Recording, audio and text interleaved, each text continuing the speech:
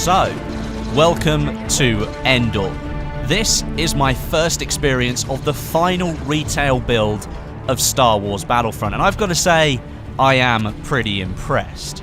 This is of course the Xbox One version of the game, which subscribers to EA Access can download right now and get 10 hours free time in the game. If you have an Xbox One but you don't have EA Access, then don't worry, I will be giving away a code in this video. So if you want to be in with a chance of winning, make sure you're subscribed to this channel, hit like and leave a relevant comment below, and I'll randomly pick one of the comments tomorrow and I'll send you a direct message with that code in it. Now 10 hours doesn't sound like a lot, but trust me, it's plenty enough time to know if you're going to enjoy this game or not. But the best tip that I can give you for getting the most out of those 10 hours is to quit the game entirely when you walk away from the Xbox. Even if it's only for 5-10 minutes to do something completely different, if you leave the game running, those 5 minutes count. The first thing that I wanted to do when I fired up the game after it had finished installing, which took nearly an hour and a half by the way, was to get into a round of Endor, because it's the map that I've played least of all of Star Wars Battlefront so far. Now, as you know, I've been bringing out exclusive gameplay here on my channel. I've been over to DICE's offices in Sweden, so I played this map a couple of times during its testing phase, but I didn't really get a full-on feel for it. It was pretty much locked down. They really didn't want people playing it, and I think they've left it till now for people to experience what I think is the best map in the game. But of course, it's not just as simple about going into the game menu, picking Endor and finding a server. No, Battlefront uses a matchmaking system in which you can only choose the mode that you want to play, and then it will find you a server. So I practiced on a round of Hoth and then on Tatooine, sort of honing in my skills with the controller, which are admittedly still very rusty. I haven't been a console player now for nearly 4 years, and that was back with Bad Company 2, I think, so all of my skills are long since forgotten. But I noticed straight away, even within those first 2 rounds and then this one that you're watching here, the Endor round, that this game is really fun and really easy to grasp. Like I said, I'm nowhere near a good player on console, and within the first 3 rounds, I topped the leaderboard twice.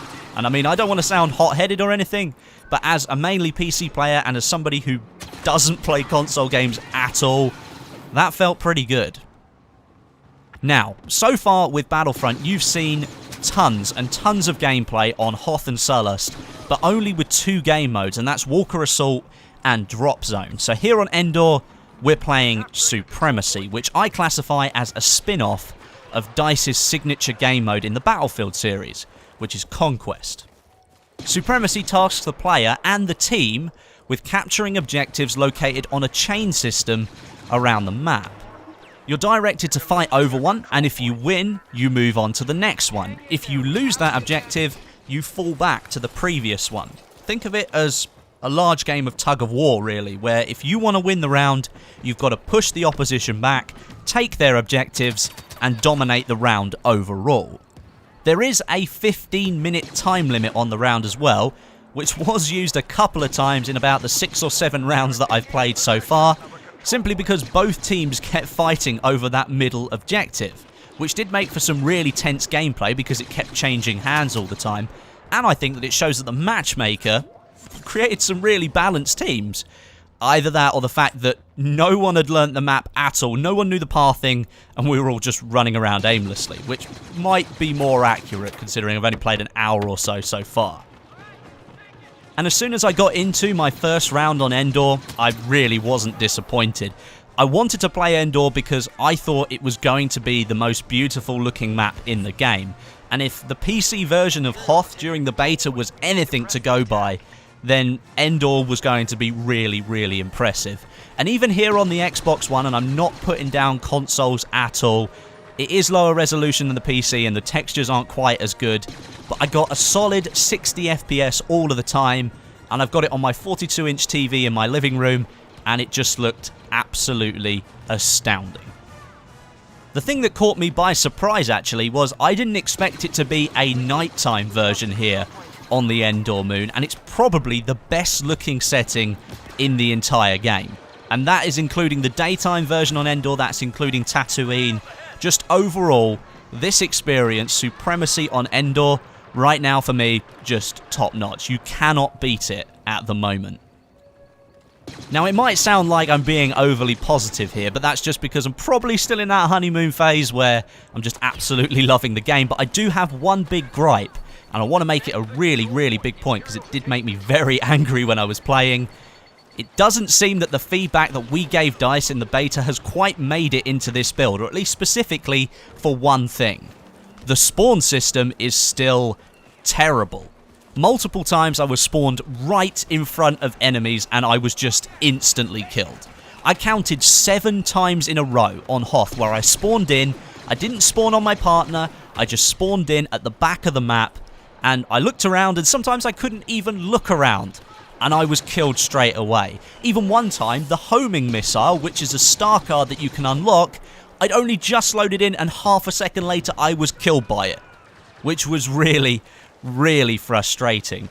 I get that in the films lots of people died and there was all this action going on and just one blaster would kill everybody or whatever it happens to be, but DICE, please, I want to play the game. I don't want to play Spawn Menu Simulator. You have to make this a priority fix. But overall, I am massively impressed with this version of the game on the Xbox One.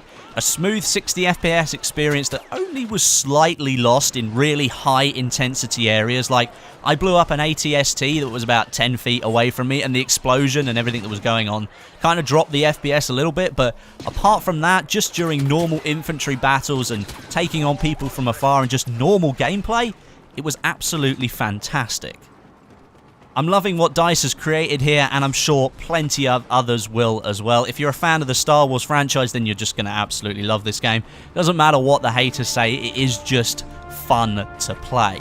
Don't forget, if you don't have EA access and you do have an Xbox One, I'm giving away a code, so if you want to be in with a chance of winning, make sure you're subscribed, hit that like button, and leave a comment down below today. Let me know what you think of Endor based on the footage that I've showed you. I think it's pretty awesome. Don't know if you could tell.